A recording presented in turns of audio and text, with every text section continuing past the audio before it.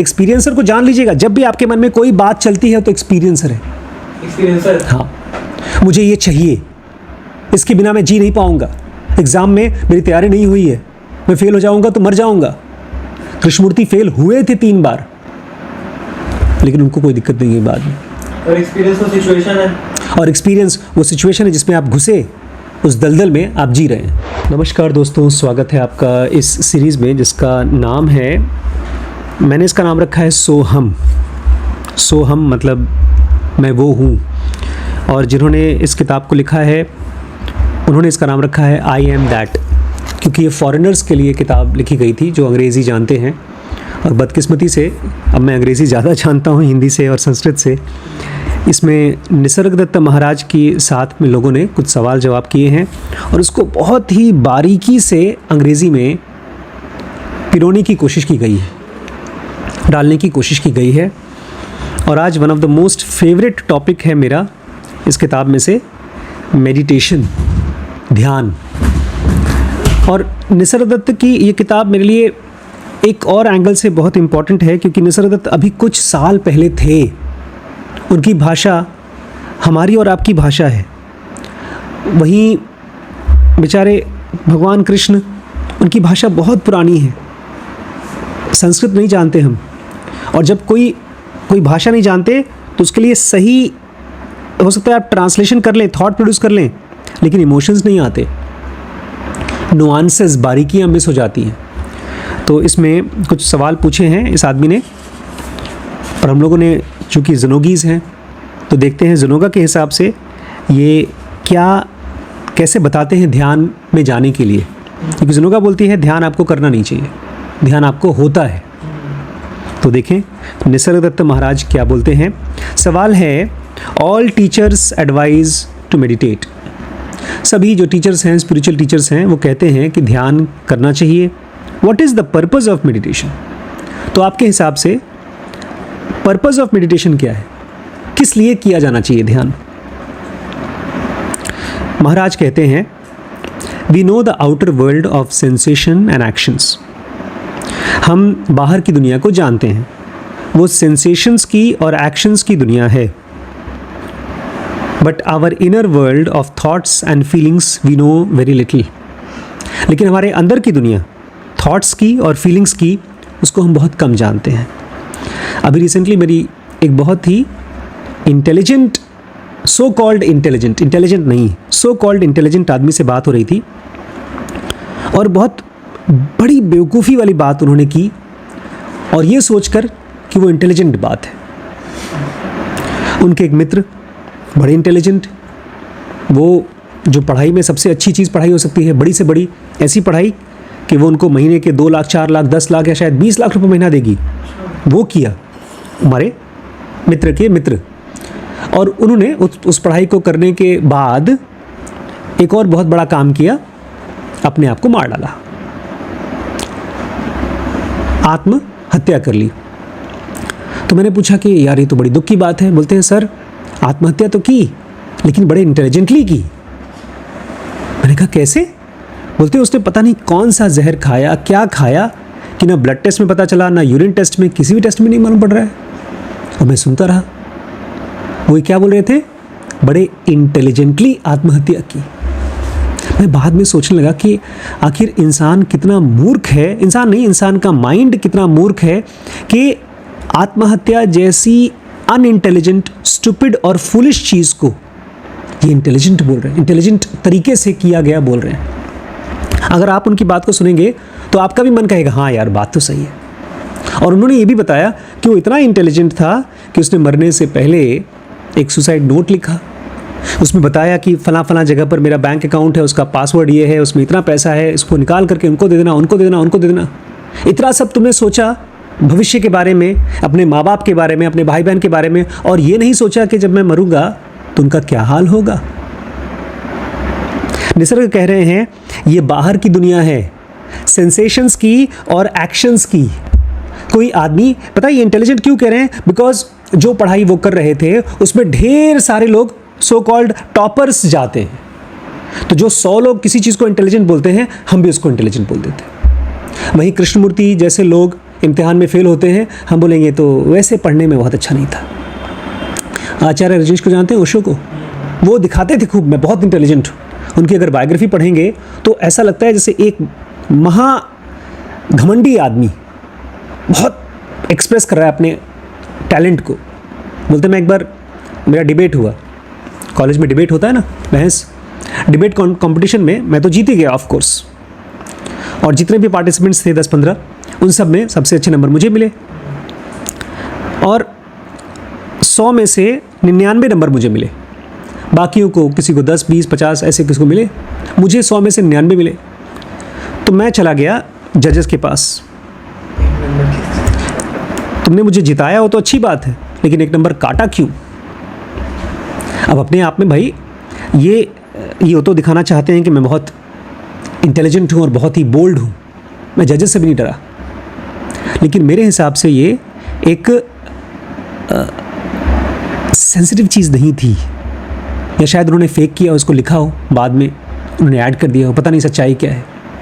निसर्ग कह रहे हैं बाहर की दुनिया के बारे में तो हम लोग सब जानते हैं कि ये महंगी कार है, ये अमीर आदमी है, ये इंटेलिजेंट है, ये बहुत आगे जाएगा, ये बहुत खूबसूरत है, लेकिन अंदर की दुनिया के बारे में, विचारों और फीलिंग्स के बारे में वी नो वेरी लिटिल, हम बहुत कम जानते हैं।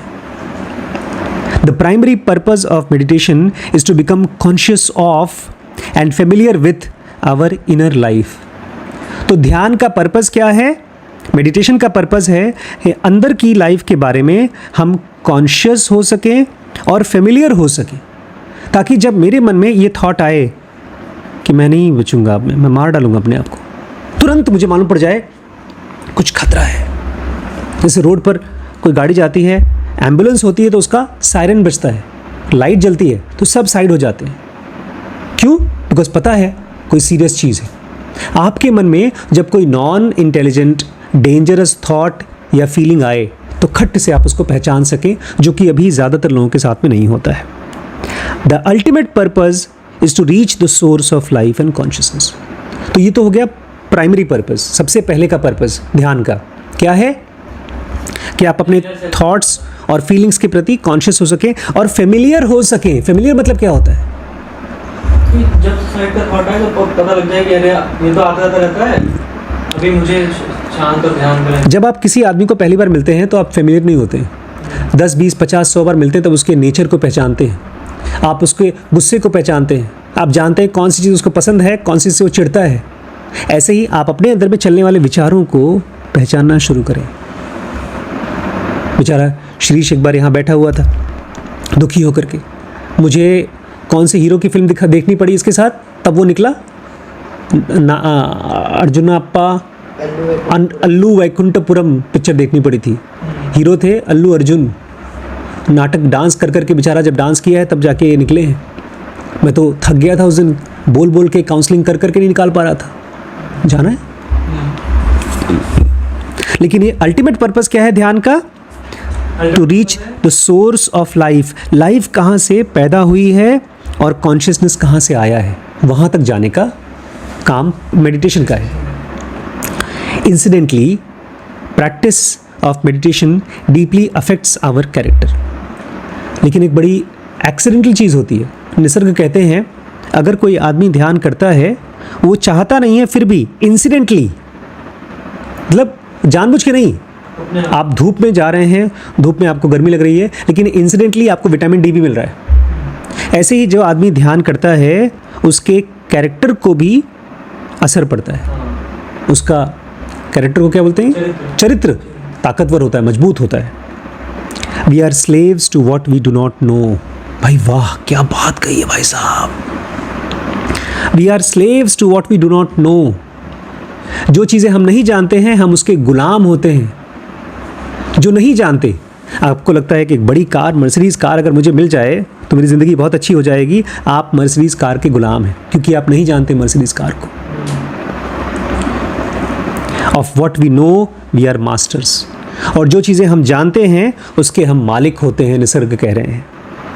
अर्जुन बेचारा छोड़ के जाना चाहता था लड़ाई, उसकी कमज़ोरी थी। निसर्ग कह रहे हैं जो भी वाइसेस या तो वीकनेस, वाइस मतलब वाइस एंड वर्चू, हाँ वाइस मतलब क्रिमिनल एक्टिविटीज, विकेट बिहेवियर, व्यसन, बुरी आदत, नैतिक दुर्बलता। कोई आदमी गुटखा खाता है, ये वाइस है। इसलिए बेचारा अनुज कभी कभी जब मैं देखता हूँ और गुटखा खा रहा है, छुपा देता है, मेरे सामने नहीं खाता। कुछ लोग बड़े आजकल के ज़माने में ना, पेरेंट्स बड़े खुश होते हैं कि मेरा बेटा छुप कर शराब नहीं पीता, मेरे साथ पीता है। तो ये खराब चीज़ है। कह रहे हैं जो भी हमारे अंदर में वाइस है, दुर्बलताएं हैं और जो कमज़ोरियां हैं, जब हम उसको डिस्कवर करते हैं कि कमज़ोरी है एंड अंडरस्टैंड इट्स कॉजेज़, और हम इसके कॉज को, इसके कारण को समझते हैं और उसकी वर्किंग को समझते हैं, तो उसी जानने से हम उसे ओवरकम हो जाते हैं। ये आपके साथ हुआ था। आपके अंदर में स्मोकिंग की वाइस थी, आप जान गए कि ये कमज़ोरी है। इसके पहले आपको स्ट्रेंथ लगती थी, दोस्तों के साथ में एक सुट्टा मार रहे हैं, देखा क्या कूल दिख रहा हूँ, मुझे लगता है लड़कियों को पसंद है ये। और आपको यहाँ आने के बाद में अचानक से एहसास हुआ कि कुछ गड़बड़ है ये, और उसी से आप उसके ऊपर जीत गए। The unconscious dissolves when brought into conscious. जो भी चीज़ें आपके अनकॉन्शियस में हैं, अवचेतन में हैं, आपको पता नहीं है, जब वो बाहर आती हैं तो डिजॉल्व हो जाती है।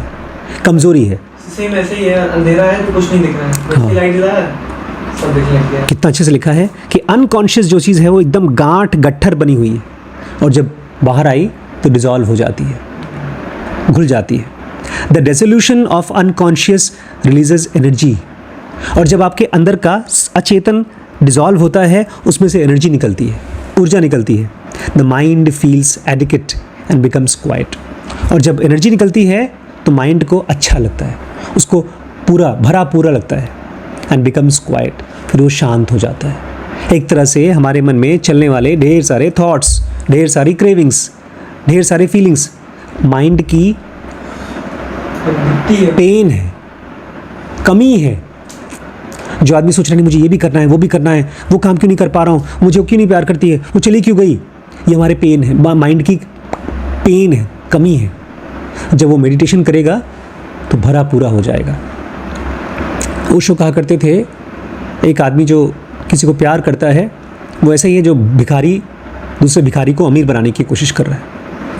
क्या बोला? अगर मुझे मेरी गर्लफ्रेंड चाहिए, मुझे प्यार करती है और मुझे छोड़ के चली जाएगी तो मैं रोऊंगा।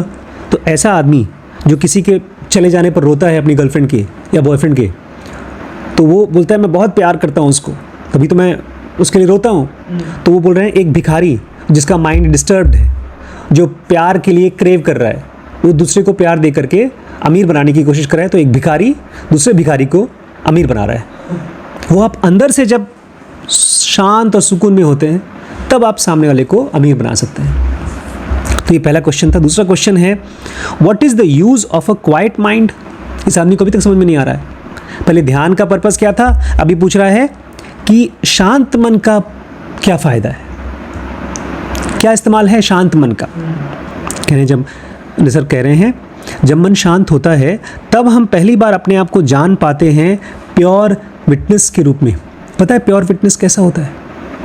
चुपचाप खड़े होकर के बिना किसी जजमेंट के देखता रहता है और बस देखता है। देखिए अभी भी आप ऐसा कल्पना कर रहे हैं कि घर में जैसे ऑफिस में एक बड़ा सा ऑफिसर बैठा है और उसके बगल में चपरासी बैठा हुआ है, देख रहा है कुछ कर नहीं पा रहा है। पावर में तो बॉस है, चपरासी बैठा है ना।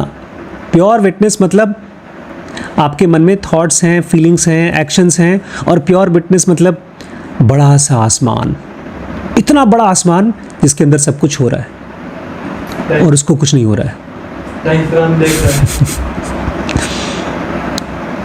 जब आप ये देख पाते हैं कि मैं प्योर विटनेस हूँ तो आप उस एक्सपीरियंस में से अपने आप को विथड्रॉ कर लेते हैं, निकल जाते हैं, और जो एक्सपीरियंस कर रहा है एक्सपीरियंसर उससे भी, and stand apart in pure awareness. ये बड़ी किताबी बात लगेगी। एक बार एग्जांपल क्या बताइए कैसे? बता रहा हूँ। मेरे मन में एक थॉट चला कि यार मेरा लैपटॉप काम नहीं कर रहा है, तो मैं कल अपना वीडियो कैसे अपलोड करूँगा। अब मैं डिस्टर्ब हो गया, अब वो डिस्टर्बेंस से तो मेरा वीडियो लैपटॉप ठीक नहीं हो जाएगा। किसी से ठीक होगा? कोई मैकेनिक ठीक करेगा, या हो सकता है मुझे एक नया तरीका खोजना पड़े अपने वीडियो को अपलोड करने का। लेकिन मैं डिस्टर्ब्ड हूँ, डिस्टर्बेंस में मैं सोच नहीं पा रहा हूँ। मैं प्योर विटनेस में आ गया, शांत हो गया। अब मेरा मन नए तरीके से सोच पाएगा अगर उसको चाहिए तो, हो सकता है उसको ये समझ में आ जाए नेचर या लाइफ चाहती है इस समय मुझे कोई वीडियो अपलोड नहीं करना चाहिए, वो चाहती है कि मैं अभी ध्यान करूं और शांत हो जाऊं। दो चीज़ों को इसमें आपको समझना होगा, एक्सपीरियंस एंड एक्सपीरियंसर। सर्दियों में बाथरूम बार बार जाना पड़ता है, और अगर किसी को दस्त हो गई, लूज मोशंस हो गया, बहुत ख़राब एक्सपीरियंस है। देखिए, आपको रात भर सोए, सुबह उठे, फ्रेश हुए, अच्छा लगता है, लेकिन वही फ्रेश होना दिन में 10 बार जाना पड़े, पता है क्या होता है? जलन हो जाती है। जहाँ से आप रास्ता है बाहर निकलने का, कचरा, वो सूज जाता है, इन्फ्लेमेशन हो जाता है उसमें। ये जो लाइफ को हम एक्सपीरियंस कर रहे हैं ना रोज़, चाहे अच्छी चीज़ों को या किसी भी चीज़ को, वो एक्सपीरियंस अपने आप में माइंड का इन्फ्लेमेशन है। हम रोज़ रोज़ एक्सपीरियंस करना चाहते हैं, हम नई गाड़ी एक्सपीरियंस करना चाहते हैं, प्यार एक्सपीरियंस करना चाहते हैं, फ्रेंड्स एक्सपीरियंस करना चाहते हैं, अमीरी एक्सपीरियंस करना चाहते हैं। हमको लगता है अच्छा है ये सब चीज़, लेकिन ये सब चीज़ दस्त है, माइंड का दस्त है।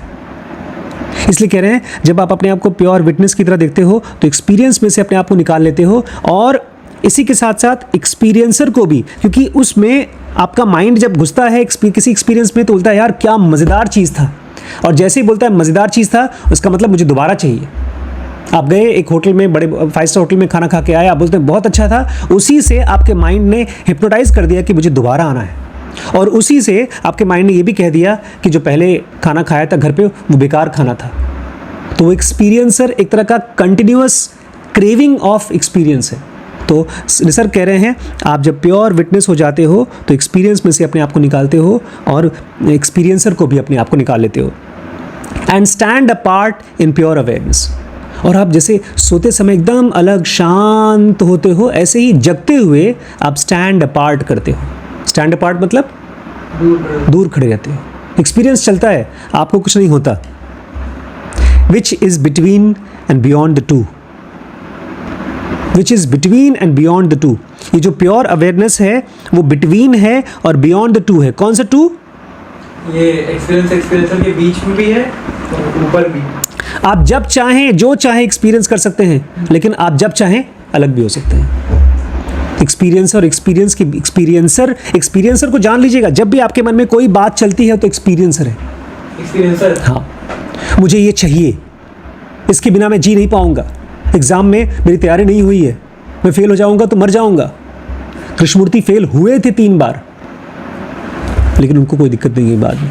और एक्सपीरियंस वो सिचुएशन है, और एक्सपीरियंस वो सिचुएशन है जिसमें आप घुसे, उस दलदल में आप जी रहे हैं। अच्छी बात है, एक्सपीरियंस करिए, लेकिन उससे भी ज़्यादा पावरफुल चीज़ है कि जब आप चाहें तो उसमें से आप निकल सकें ना। कह रहे हैं ये शरीर और ये मन अपने आप में एक रोबोट की तरह है, एक कंप्यूटर की तरह है, ये एक पर्सनालिटी है। जब मैं अपने आप को डॉक्टर की तरह देखता हूँ, मैं जाता हूँ ऑफिस में, कोई मुझे नमस्ते करता है, या मैं ऑफिस में गया हूँ, मैंने नया डॉक्टर का प्रैक्टिस करना शुरू किया है, मरीज़ ही नहीं आ रहे हैं, तो मुझे दुख होता है। एक डॉक्टर साहब से मेरी मुलाकात हुई, उनकी सैलरी है 2.5 लाख रुपए, बोलते हैं कुछ पैसा ही नहीं मिलता मुझे। 2.5 लाख रुपए कुछ पैसा नहीं मिलता, क्योंकि उनके पीयर्स महीने का 10 लाख रुपए कमाते हैं। तो ये है एक्सपीरियंसर, क्योंकि जो पैसा मिल रहा है, आराम से पेट में खाना जा रहा है, सोने के लिए नींद है, आराम से एसी, पंखा, बेड सब कुछ है, लेकिन एक्सपीरियंसर कहाँ है? यार मेरा दोस्त कमा रहा है ज़्यादा, मैं नहीं कमा रहा हूँ। ऑथर कहते हैं ये आपकी पर्सनालिटी है, जो भी आपका मन बकबक करता है वो आपकी पर्सनालिटी है। और ये आती कहाँ से है? सेल्फ आइडेंटिफिकेशन और इमेजिनिंग। आप अपने आप को कल्पना करते हैं कि आप डॉक्टर हैं, इंजीनियर हैं, आप बोर्ड का एग्ज़ाम देने वाले स्टूडेंट हैं, या आप एक फिल्म मेकर हैं। ये इमेजिनेशन से आती है। आप अपने आप को बोलते हैं आई एम दिस और आई एम दैट। ये चलता रहता है, लेकिन जब आप प्योर विटनेस में होते हैं तो वो चलता रहता है, लेकिन आप उससे डिस्टर्ब नहीं होते। आपके मन में चलता रहता है, लेकिन आप डिस्टर्ब नहीं होते। It's identification with the witness snaps, with this witness snaps. उस आदमी का, जो आदमी ध्यान करता है, शांत मन होता है, उसका स्नैप हो जाता है। स्नैप समझते हैं? आपके मन झटके से हट गया। अगर कोई आदमी, सोचिए, अगर इंटेलिजेंट आदमी, एग्जाम में टॉप करने वाला आदमी रो रहा है और हर हफ्ते रो रहा है, इसका मतलब उसकी पर्सनैलिटी का हिस्सा बन गया है वो। उसको उसमें से स्नैप करना होगा। स्नैप मतलब अलग होना पड़ेगा। पेड़ से फल टूट जाए। हमको लगता है हमारा दिमाग जो कुछ भी बोल रहा है वो सच है, वही मैं हूं। ये आदमी पूछ रहा है what is the use of quite mind. अगर आप ये पूछेंगे what is the use of quite mind, कभी जाएंगे क्वाइट माइंड में? कभी नहीं, क्योंकि ये तो जो एक्सपीरियंसर है वो बोल रहा है ना ये चीज। आप ना तो बियॉन्ड हो करके बोल रहे हो, ना तो बिटवीन में हो। तो ये दो सवाल आज हम लोग लिए कि ध्यान का पर्पस क्या है और शांत मन का पर्पस क्या है। ध्यान का पर्पस क्या है बताइए? जो प्रेजेंट में पर्पस है बताओ। जो अपने इनर सेल्फ को जानना है, जो इमोशंस है उनके साथ आपको फेमिलियर होना है अपने आप को। Very good. अपने अंदर के सेल्फ को फेमिलियर होना है और थॉट्स और फीलिंग्स को जानना है, समझना है। और अल्टीमेट पर्पस क्या है? To go to the source, source of life. Source. और जब आप ध्यान में जाते हैं तो आपका अनकॉन्शियस कॉन्शियस हो जाता है, उसमें से एनर्जी निकलती है और आपका मन शांत हो जाता है। और क्वाइट माइंड का यूज़ क्या है आप बताइए? क्वाइट माइंड का यूज है वो एक्सपीरियंस और एक्सपीरियंसर के बियॉन्ड होता है, अलग होकर के वो बिल्कुल। देखता है। जो भी आपके मन में चल रहा है उससे अपने आप को अलग खड़े होकर देख पाना, उससे डिस्टर्ब ना होना। पर्सनालिटी काम करती रहेगी लेकिन आप अंदर में ऐसे मुस्कुराते रहेंगे, कोई बात नहीं। बच्चा है बेचारा, अपने ही मन को बोलते हैं बच्चा है बेचारा, करने दो, फिर वो समझदार हो जाता है बच्चा। कल इस चैप्टर को होपफुली कंप्लीट करेंगे। नमस्कार।